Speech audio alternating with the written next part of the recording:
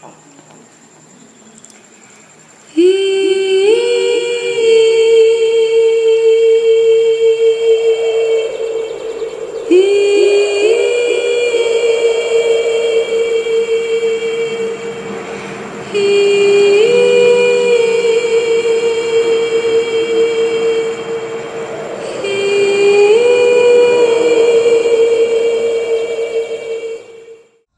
mundong naiiba ka sa lahat, ang hirap palang gumalaw. Para akong tsinelas na nawalan ng kapares, kaya hindi na magawang kumaripas ng takbo o harapin ang sunod na hakbang. Tila balitratong pinaglumaan, isinilid sa isang tabi at tuluyang kinalimutan. Para akong gamot na pilit ipinagsisiksikan sa kalamnan, maya-maya'y isusuka ng mundo pagkat naiiba ko. Bilang na ang araw na masasabi kong sapat ako rito. Ang magkamali ay titimutin ko isa, dalawa, tatlo. Dayamig ka? Akaw natalo ka na? Sabi ko naman kasi, iba na lang laruin natin. Habal-habulan na lang kaya. Ako ang taya. Taya! Sana pagdating ng araw, makapagsulat rin ako ng tanong. Diba, nag-eskwela ka rin, nagtiagali? Ano bang pangarap mo? Pangarap kong maging guro pero ayos lang kaya sa mga tulad natin ang mangarap.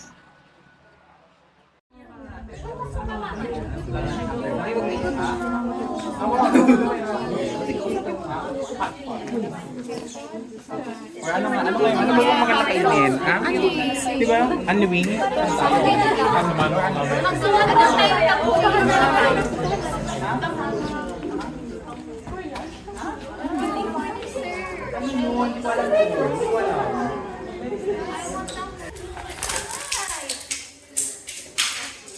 Ano ba yun, Nagani?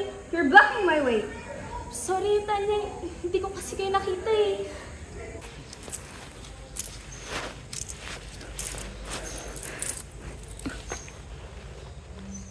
Your ignorance doesn't excuse you from what you just did. Ay nako, baka dumihan ang kulay mo, ang mamahaling dumilika niya. What's this? So old. Meron ka pa talaga nito? Ay nako! Gosh.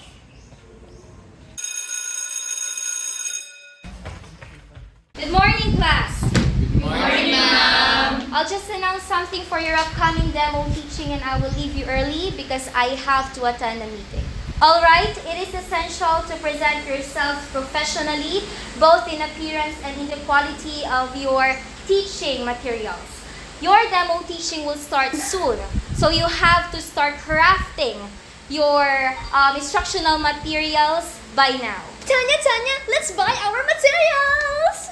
Perfect. My dad deposited money in my bank account earlier.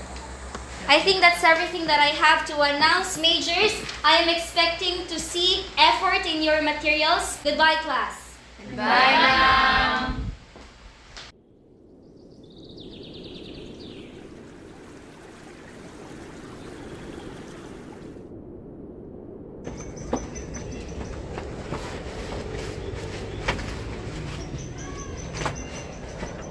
Wala pwede kuya susian dito eh. Ano gihugian mo dyan, anak? Kailangan po kasi namin ng gamit para sa pagtuturo, tay. Eh, alam ko naman pong wala tayong pera kaya naghahanap na lang po ko ng pwede pang magamit. Tignan mo sa sulok, nak. Dyan ko lang ata nilagay yung mga ginunting ko nung elementary ka.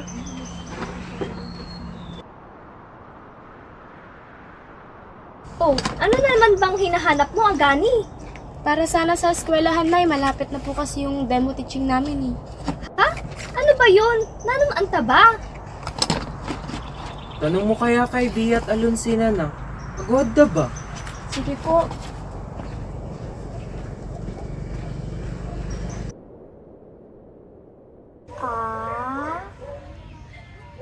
Hindi ko naman alam sumulat ako mga to. Bea, Alonsina! Mayroon ba ba kayong marker, chart, at saka tape?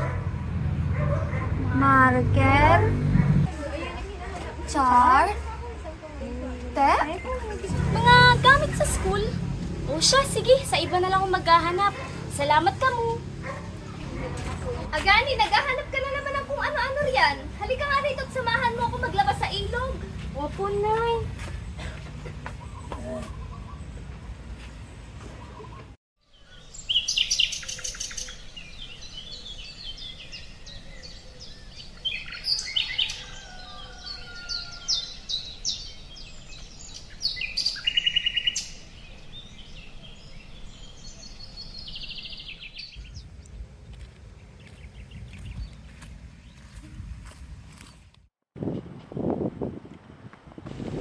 Nay, dito po!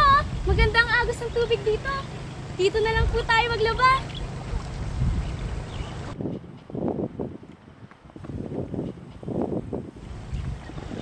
Sige anak. Nay, pangarap ko po talaga maging guro. Bilib na bilib nga po ako kapag nagtuturo sila, ma'am.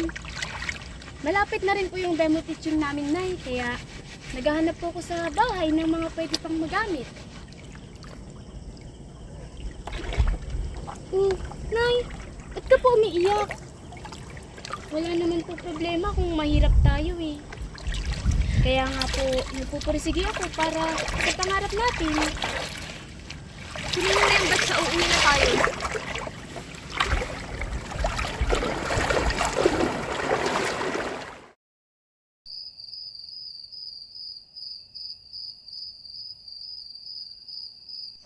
Ay, kapagod maglaba. Ayun, nakita ko rin tong isinuksok ni tatay. Nay, mauna na po kayong kumain ni tatay. Gagawin ko po muna ito.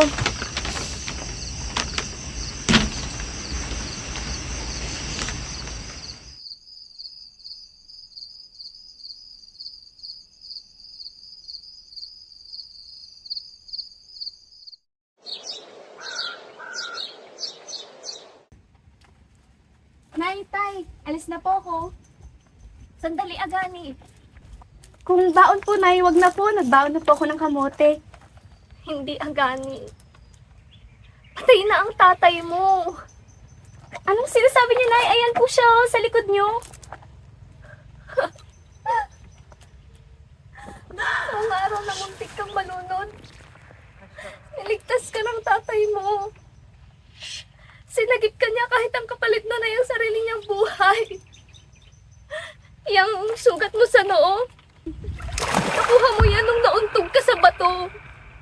Anak, wala na ang tatay mo. Patay na siya. Hindi, Nay. Tinulungan niya pa po akong maghanap ng mga materyales ko para sa school. Ano pwede ko isusian dito eh?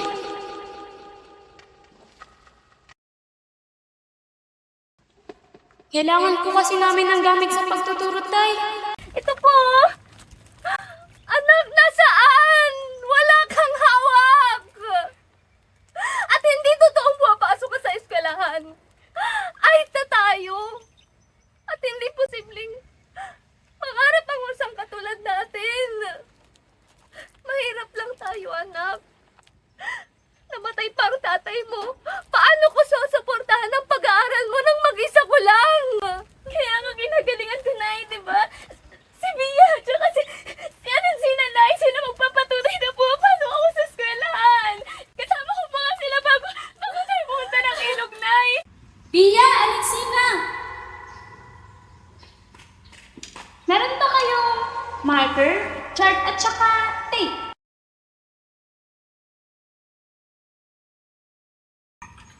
Mga gamit sa school? O siya, sige, sa iba na lang maghahanap. Salamat ka mo! Anak ko.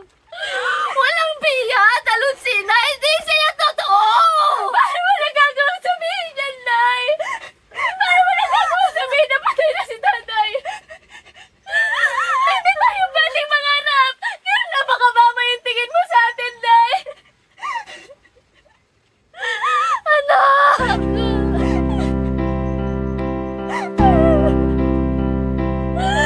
And the girl was always lonely.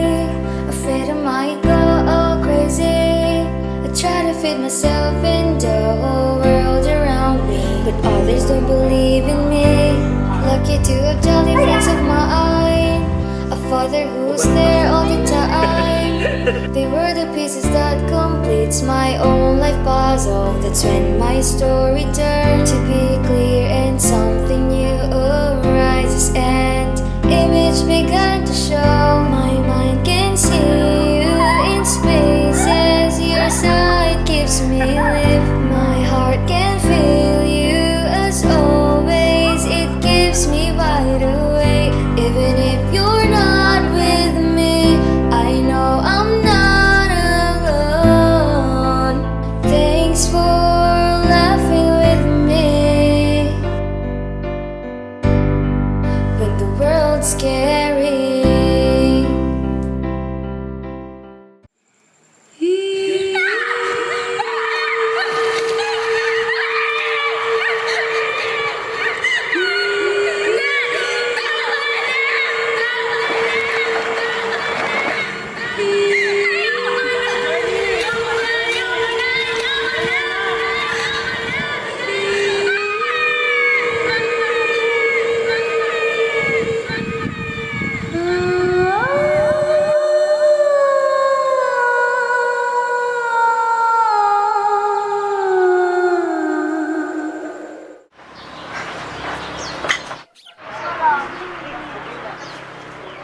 Dok, pasok po muna po kayo.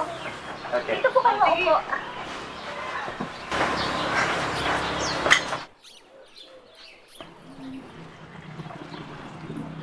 Ito pong tubig, Doc. Salamat po.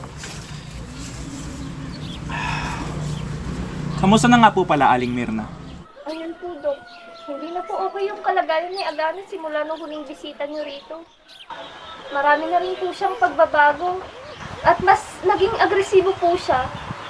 Lagi ko po siyang nakikitang nagsasalitang mag-isa na wala naman pong kausap. Hindi na rin po kasi ako nakakabili ng gamot dahil wala naman po kaming pera. Wala eh. Tapos nakapusto. Gano'ng katagal yung huling gamot ko? Kasi ang natatandaan ko mula sa record namin,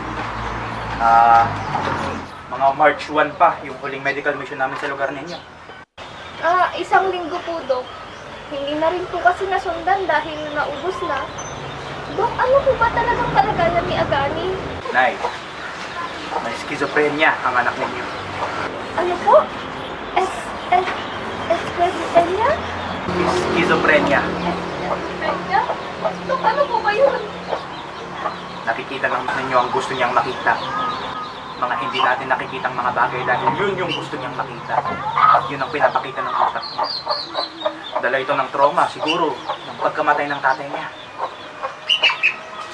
Sa kasamaang palad, walang lunas o permanenteng solusyon para sa mga halusinasyon niya o sa mga sintomas niya.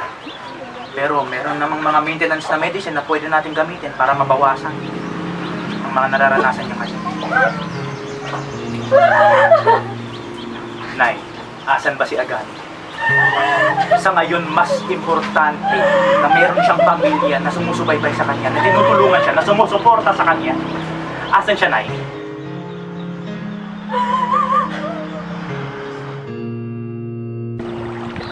Masdan ang alabang nangangarap, mabalot ng aso.